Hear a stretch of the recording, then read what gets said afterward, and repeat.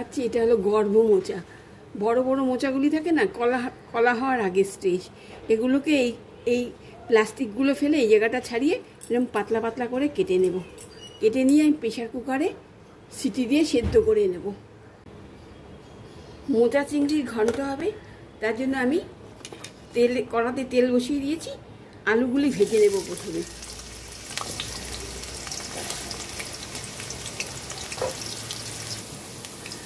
এবার আমি মোচাগুলো গিয়ে সেদ্ধ করে রেখেছিলাম, সেটাকে আমি ভালো করে চটকে নিয়েছি। আর চিংড়ি মাছগুলো ভালো করে ধুয়ে নুন হলুদ মাখিয়ে রেখেছি। আলুগুলি আমার ভাজা তেলে আমি চিংড়ি মাছগুলো ভেজে নিচ্ছি। ধরে ভাজবো।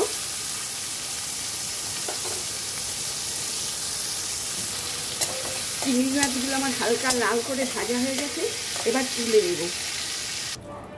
এবার ওই তেলের মধ্যেই জিরা ফোড়ন দেব, তেজপাতা ফোড়ন দেব, আর কুচনো নারকেল একটু ভাজা করে নেব। এবার এখানে খানিকটা কোরানো নারকেলও দিয়ে দিলাম। তারপর আমি মোচাগুলি সব দিয়ে দিলাম। এবার একে একে আমি সব মশলাগুলি দিয়ে নেব।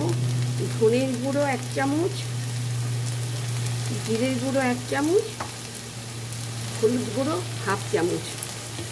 মশলাটা দিয়ে খানিকবার একটা টমেটো দিয়ে দিলাম। এবার ভেজে রাখা আলু আর চিংড়ি মাছগুলো দিয়ে নাড়াচাড়া করে একটু চাপা ঢাকা দিয়ে রাখবো 5 মিনিটের জন্য। মধ্যে দেব।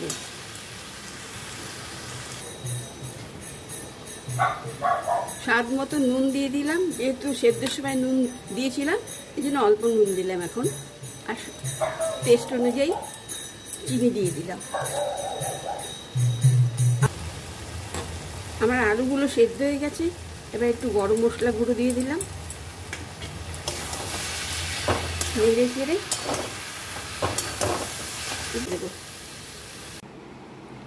আমার আজকের রেসিপি মোচা চিংড়ির ঘন্ট সার্ভ করে দিলাম।